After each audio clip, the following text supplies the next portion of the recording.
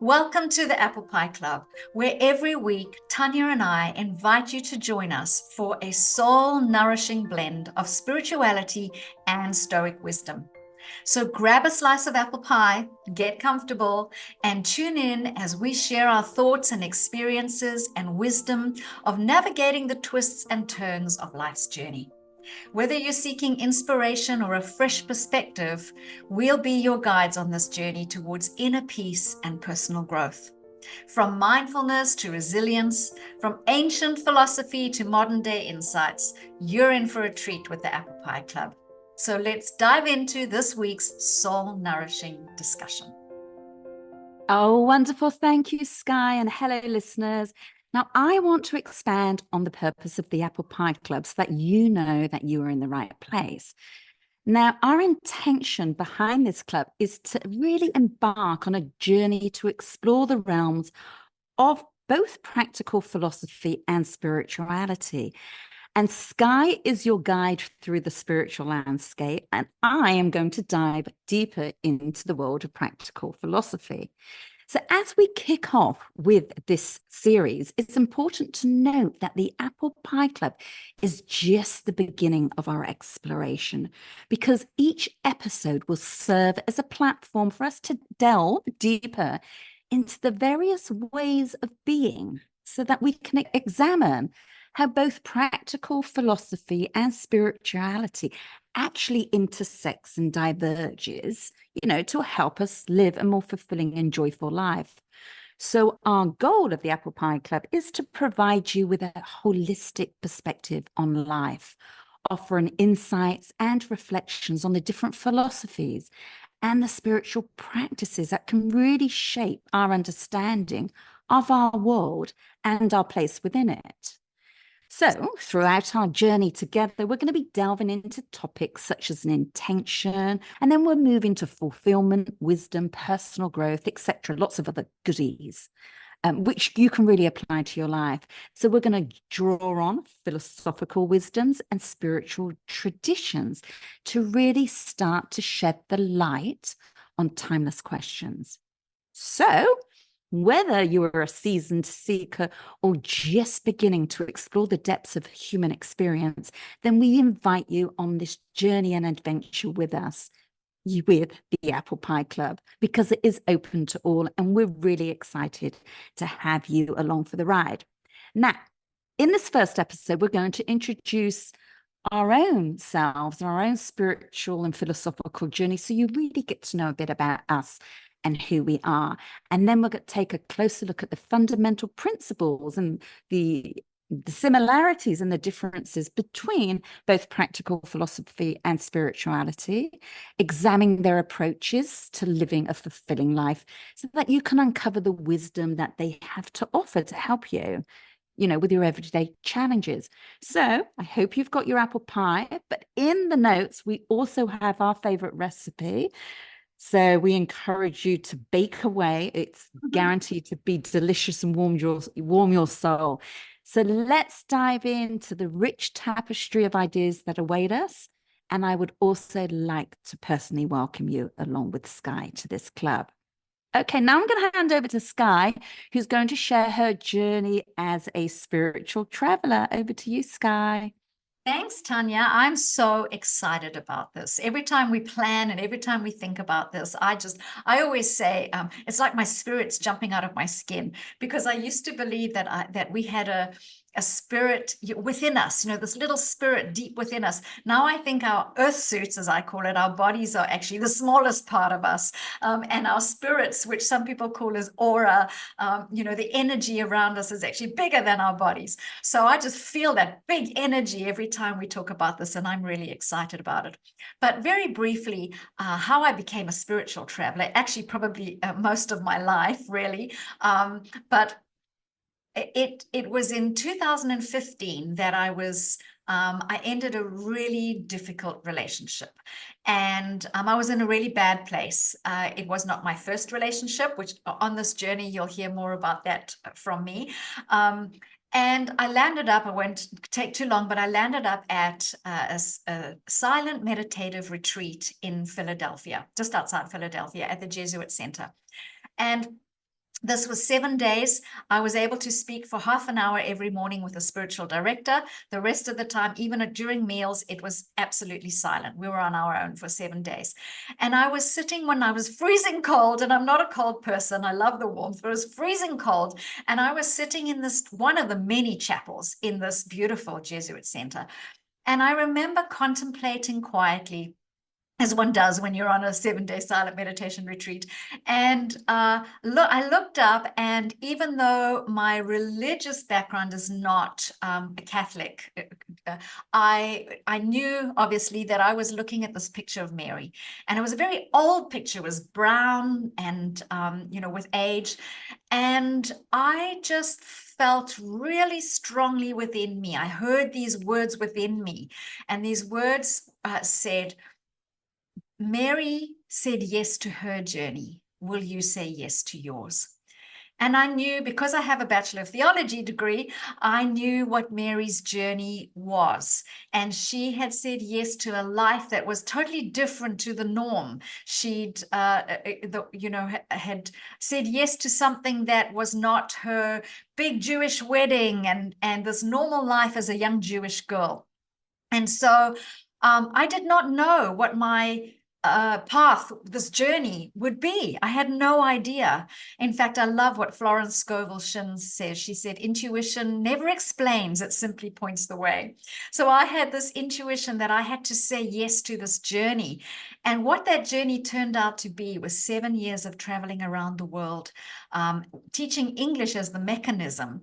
But actually what I was doing was changing my neuropathways, because I had some very deep, deep ingrained neuropathways that led me to believe I was not worthy. I was inferior. I needed to stay safe. I needed to not be seen. And I have a story about that for another time. But that really is how I became what I call the spiritual traveler, where I went traveling around the world in order to change my neuropathways.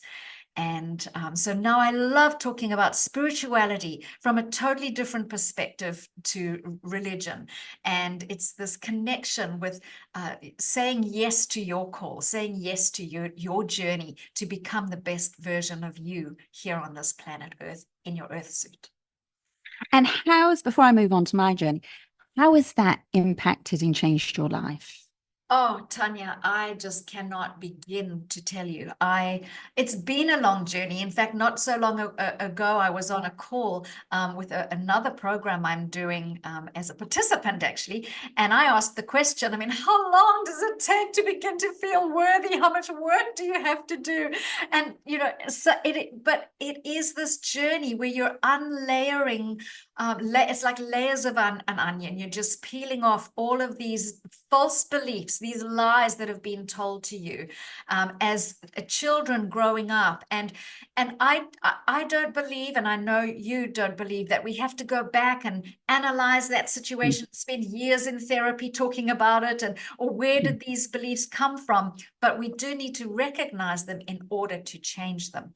And so I really have been on this journey of recognizing what my limiting beliefs are, and then creating new neuropathways. It's a wonderful book by Shad Helmstetter called Choices, and I read this during my journey. And I was exposed to a lot of books during my journey. People would just say to me, have you read this book? And it was the exact spot-on book that I needed to read. And so there was a chapter in this book called Free Will or Past Programming. We think we're operating out of free will. We think we're making these choices, but we're not. We're making choices out of our past programming. And so I had to really, and he says the way we actually change our neural pathways is to make new choices. Just make new choices, make a new pathway, because those old pathways never disappear. Nobody goes into our brain and sews it up or glues it together or takes a pair of scissors and snips that pathway. Nobody does that. That pathway is always there. It's why we can sometimes get a flashback. But the way to change it, identify it and create a new pathway by we'll talk a lot in our podcast going forward about how you create new pathways. So that's really I had a willingness to, I knew that I had to change. When I was at that 7-day retreat, I was at a point in my life where I knew life couldn't go on the way it was. And I knew I had to change. And so I was willing to change. And that is really probably the key, is if you're willing to change, you'll get everything that you need to make those choices to change. Beautiful. So talking about neural pathways, let me tell you about my journey. So I moved from the UK to Australia and I got married, and my mum and dad decided to come just as I got married to come and live with me for 6 months. Now, I love them dearly, but I had a relationship with my dad where we had completely different personality types, and we would just wind each other up, right? Totally wind each other up. And I thought, I've only just got married. This is not good, because like my husband's seeing the worst in me. So I'm snapping, right? Snapping and snapping. And a good friend of mine said, well, I'm going to start going to the School of Philosophy. I said, oh, what is that? She said, it's where you practice philosophy. So you look at the ancient scripts, and it was everything from Plato to the Bible to the Quran, everything, absolutely everything. I was really drawn on Marcus Aurelius and more of the Stoic wisdom and stuff like that. But anyway, I've been there for years and years and years studying at the School of Philosophy, which then takes you into meditation and everything like that, and mindfulness and living in the present moment, and not fighting what is, happening right in front of you. So through joining the School of Philosophy, oh my God, it totally changed me. It made me responsible for my thoughts, how I was reacting to other people. It made me realize that actually how people treat me, or what situations happen in front of me, and I'm reacting bad, is not the other person's fault. It's my fault for how I'm reacting to that. I have to take total responsibility for myself. And that's what the School of Philosophy brought to me. And that's how I started changing my neuropathways.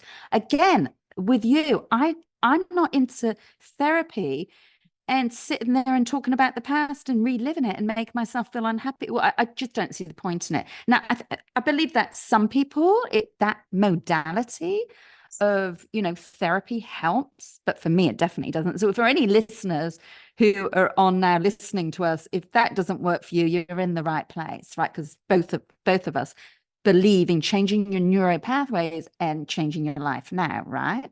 And if there are listeners who are actually doing that and on their path, and it's working for them and it's helping them, I believe there is a time and a place for that. It's just when it goes on for years and it's not productive anymore. That's what we're referring to there. 100%, 100%. So I've just totally changed, totally changed as a person. I'm calm. I'm very, extreme. I think I was always non-judgmental, but I'm extremely non-judgmental now of people and the situations, and I just accept things for the way they are, and I don't fight it. I don't fight it in my mind. I just flow. But I tell you what's interesting, I can see when I'm talking to people, I can see what's going on in their head. You can almost read their internal dialogue, can't you, when they're angry or vexed or everything like that. So totally changed my neuro pathways through philosophy.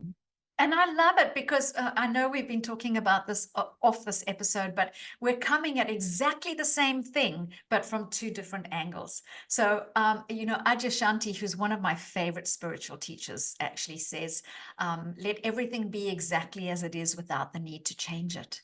And it doesn't matter which path we use to get to that place. If we can come to that place where we can accept, let it be exactly as it is without the need to change it, it changes. And when we focus on ourselves, as you said, Tanya, we never can change anybody else. We just can't. That's their choice to change. But when we focus on our life and ourselves and change us, I was exceptionally judgmental, although I didn't know it. See, my neural pathways were so ingrained that I didn't know that this was not the way to live. Okay. So I thought I was better than my dad. My dad was really judgmental. I grew up in Africa, and my dad was extremely judgmental, and I thought I was better than my dad. And I was better than my dad, but I was still exceptionally judgmental. But it was only when I actually went to live in Saudi Arabia and wore an abaya and a hijab, and saw how beautiful those Arabic women are, and so generous and so giving, and then I went to live in Mexico, and I went to live in Spain, and I went to live in China, which is a place I never ever even wanted to live in. And so, China is spectacular. I had no idea China was so beautiful. It's incredibly beautiful. So yeah, I had to really travel and drop all of that judgment off me, because I was extremely judgmental, even though I didn't even know it. Yeah, that's a really important key, isn't it? Travel certainly just opens up a completely different world for you, doesn't it?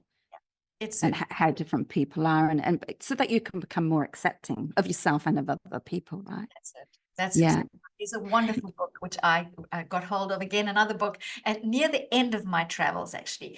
And it was on neuroplasticity, actually. And he said, when you travel, you have conversations with people that don't think like you, that don't look like you, that don't believe the things that you believe.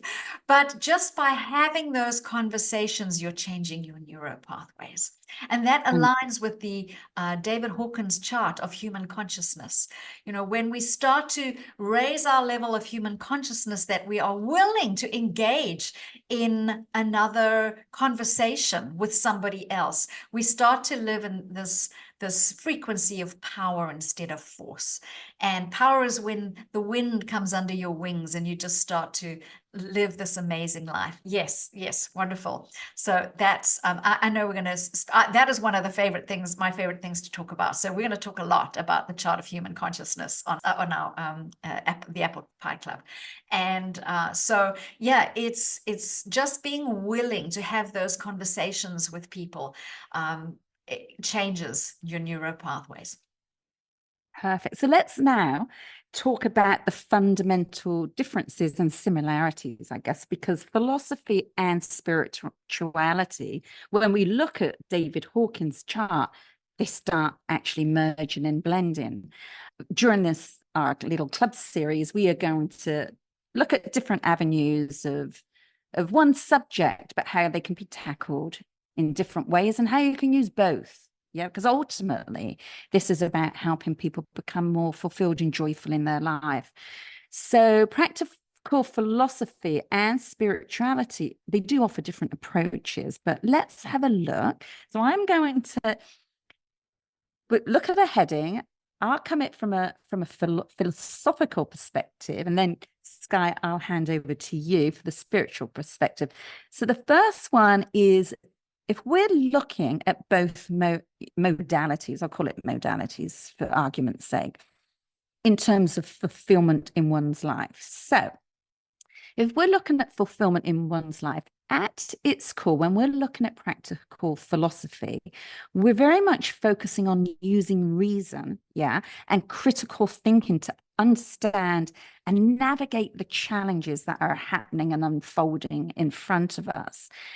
And then using quotes or scripts of ancient texts, and as I said, that could be Plato, it could be Marcus Aurelius, it could come from the Quran, it could come from lots of different things. Okay, because they're all full of very useful nuggets of thinking in different ways. Yeah, and then considering the words in order to make informed choices of new ways of thinking.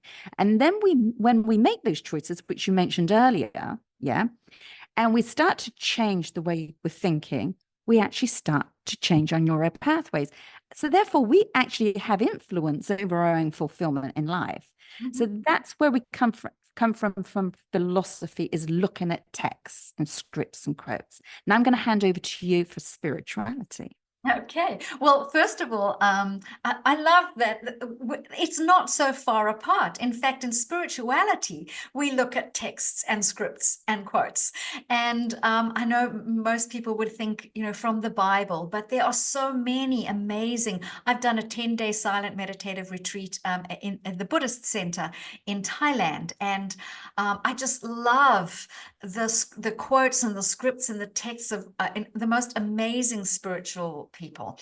And so also I love the idea that there's this concept that let me first say, when we embark on this journey of spirituality, we don't throw our brain away. So it's this journey of reason and critical thinking and questioning what it is that we have. Do you know, I would say that probably the biggest problem with religion is that people sitting in rooms where somebody is giving them a message, they're not questioning what they're hearing. And I did that for years. And then I went and did my theology degree. And I realized a lot of things that I had been taught were not even accurate, actually. So I definitely, I encourage you, whatever it is you're learning, whatever spiritual path you're on, question what it is you're learning, even when you're hearing it here with Tanya and I. So the wonderful thing about spirituality is that we combine all of life with this connection. So I believe that we're divine beings that have been given this gift of life right now, this earth suit that we live in, okay? And so through spirituality, we are seeking meaning and this inner peace and this harmony with ourselves and others and the universe. And that comes through practices like meditating, meditating on quotes, meditating on scripture, whether it's from the Quran or whether it's from the Bible, whatever it is, and prayer. And prayer is just communicating with your higher power, your trusted source. So it's having those conversations. One of my favorite books, I was talking to somebody about just this morning. It's called Practicing the Presence of God, and God, for whoever that is for you. Okay. And just talking every day, I'll communicate with my source throughout the day. Or mindfulness, being aware of this power in your life. And at the end of each episode, we're going to finish with a short meditation so that we can really cement everything that we've discussed into our lives. Beautiful. Okay, so now let's look at it from the perspective of wisdom and gaining wisdom. But you can see, guys, they do intertwine. Okay, so when we look at gaining wisdom in one's life, when we look at it from a practical philosophy perspective, we're going to look at accumulating knowledge so that we can operate based on reason. Yeah. Why are we doing what we're doing? So the application of wisdom using philosophy is based on ethical principles. Yeah. Ethical principles that you can make the right judgments and decisions for various aspects in our life. So it's really about questioning if you don't feel comfortable with something, right? Is something going wrong within your reason and your application and your how you're living your life? Is it ethical? Right? Because quite often, if we're honest with ourselves, there are elements of everything.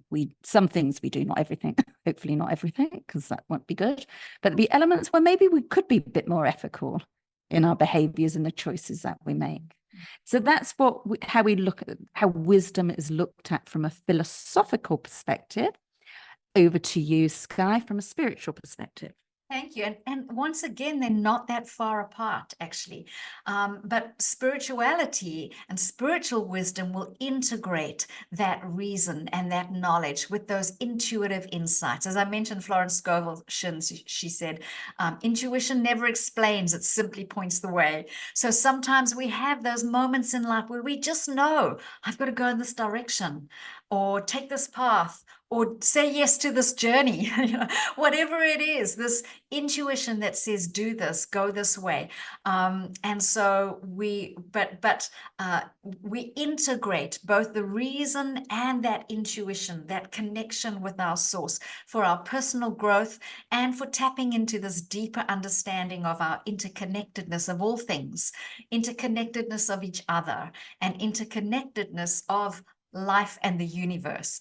And so this involves transcending conventional knowledge and tapping into those universal truths, those universal spiritual principles, which I'll bring into our Apple Pie Club as well. You know what? That's what I find fascinating when we combine the two, where we're combining knowledge with intuition, because quite often, which we discuss the wiring of our brains later on in the series, some people are wired to be high thinkers and they can't tap into their intuition. And you only tap into your intuition when you start tapping into that universal kind of energy from where you're coming from. I've always struggled with my intuition. She's not very good at it at all, because I go straight back into my head. It's practice. It really is. It's practice. It's practice. And I've practiced for years, and there's many times I'll say, oh my gosh, I knew that. Like I got the unction, I call it. I got that unction, I got that inspiration, and I didn't follow through. So, but remember, reason is high up there on the chart of human consciousness. It's operating in power when we can look at things in reason. And when we just then take that next step to say, okay, I also want to listen to my inner self, my inner being, and light up that, be respectful to my inner self as well. Love that. That's why, listeners, take a look at the Map of Consciousness by David Hawkins, and you'll see where Skye just said, when you pull up that image, you go from reason, which is reason and reason and integrity. The next one up is love. Yeah. So that's where the two are connecting. It's beautiful, beautiful. It's wonderful. And you can see that the view of life when you're operating in reason is meaningful and understanding the emotional state. And it's wisdom, it's wisdom. God is wisdom, and our reason, he gave us a mind and a brain, okay, for wisdom.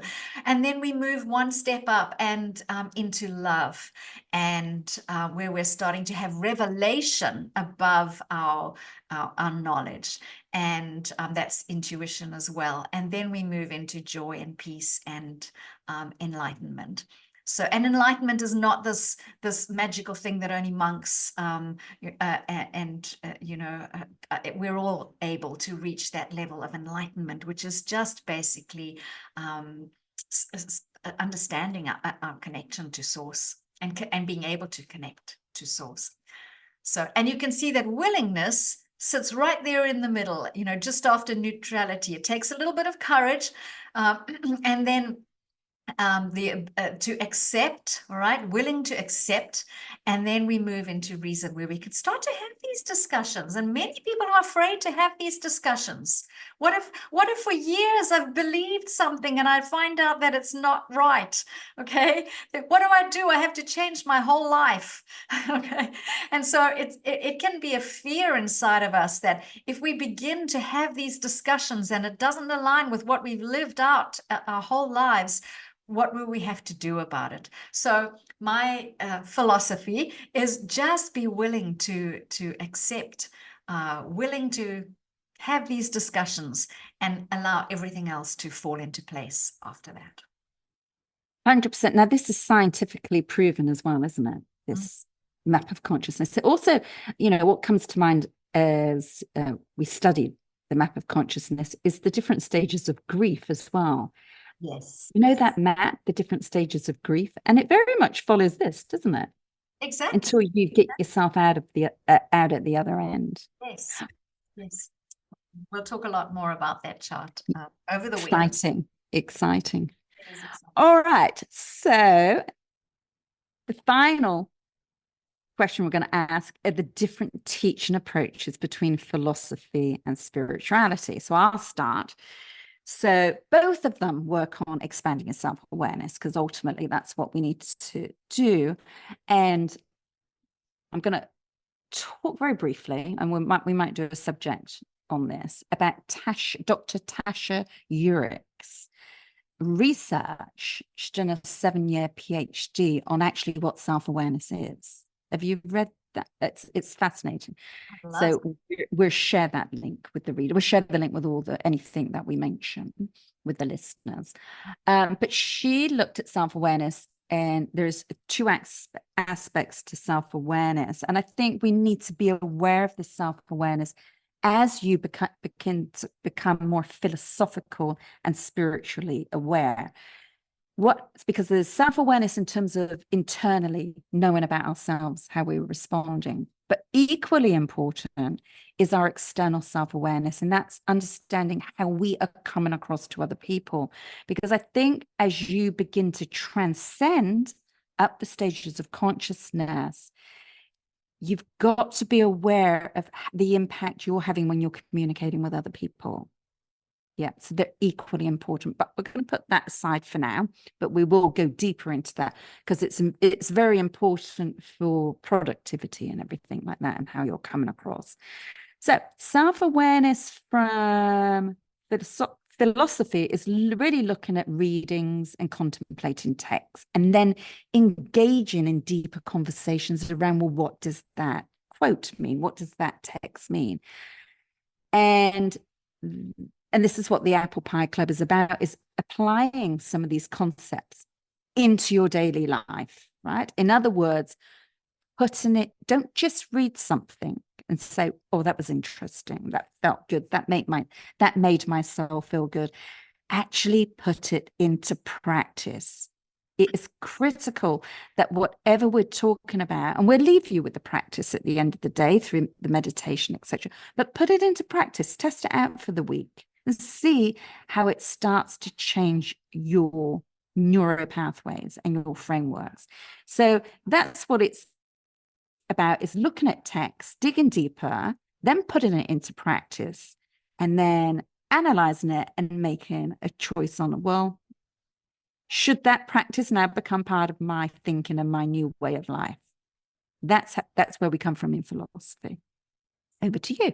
And exactly the same with spirituality, actually.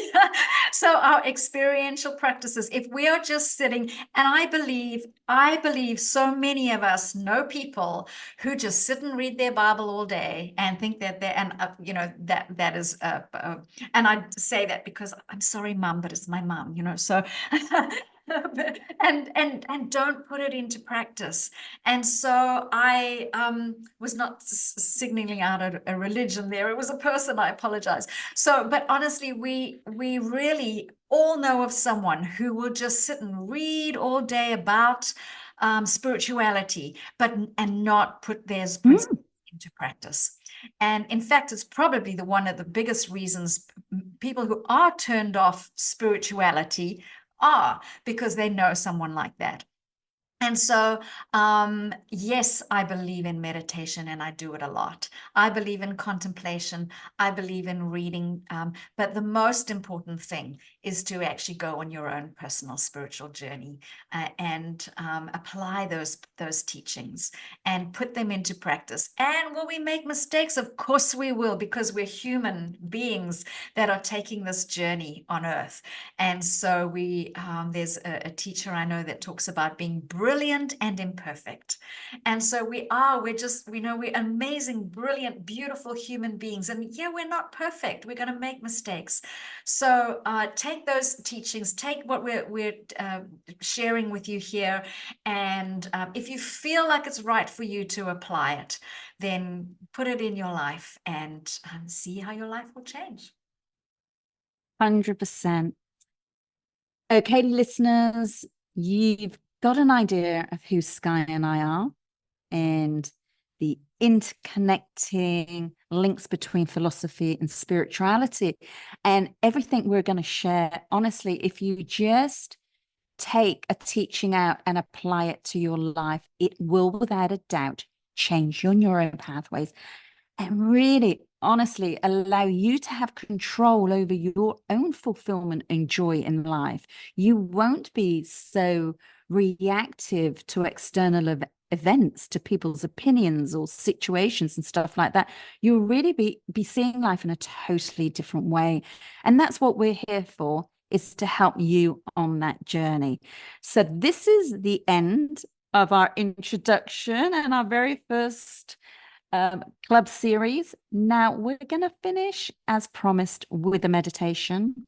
And we also do split these meditations out into separate files. So if you want to fall asleep to this meditation or take a quick break during the day or start off the day with the meditation, you can do it without listening to our whole conversation. So I'm going to hand over to Skye, and she's going to finish off with something beautiful for you. Thank Over you. to you, Skye. Thanks, Tanya. I just wanted to say about in what you've just said, there's this wonderful saying, first we change our thinking, and then our thinking begins to change us. And so that's really, it's that willingness to change our thinking. That's all it is. I'm willing to see something different. I'm willing to see something new. So let's get into our meditation.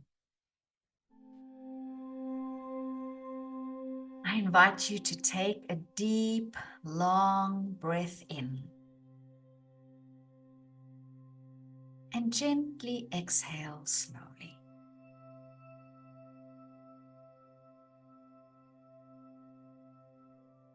Through our breath, we balance the masculine and the feminine energy. With each inhalation, we receive the feminine inspiration that connects you with your intuition, your creativity, and your inner wisdom. And with each exhalation, the masculine energy allows you to recognize and connect with your abilities to build and organize, concentrate, and make things happen.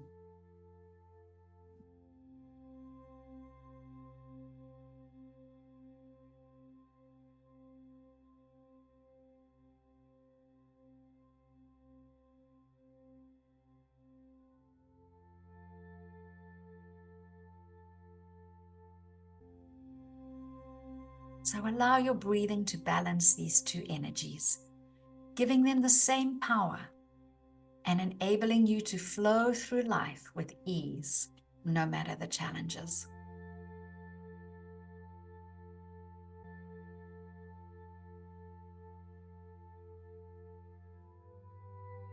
Take a moment and pay attention to your body. What feelings are present?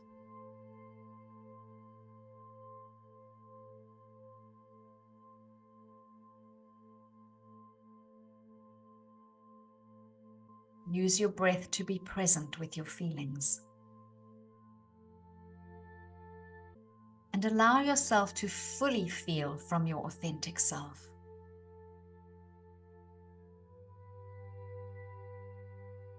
Through your breath, you're communicating to your body that everything is well and it can relax.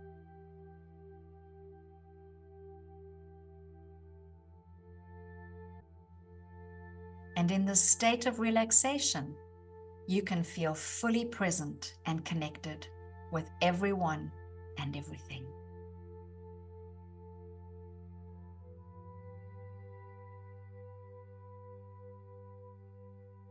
Experience your breath as you work together in harmony, being totally present in this moment. Present with what is.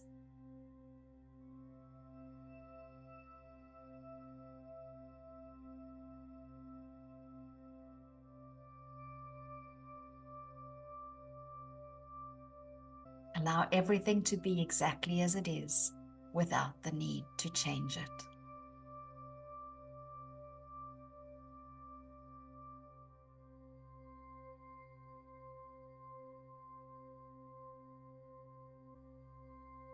In this space, you feel supported and cared for by the universe. This may cause you to feel a sense of gratitude.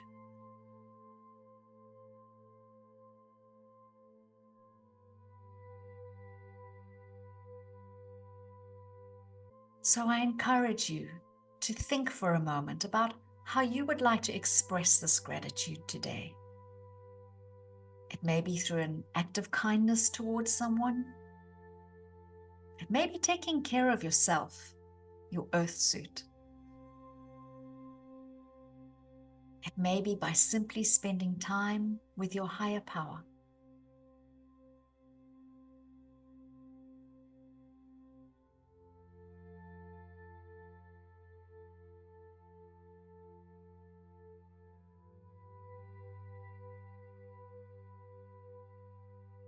Now take in another deep breath and exhale gently. And when you feel ready, open your eyes while feeling centered and knowing that the blessings of life are already in the here and now, and that you can go about your day expecting miracles.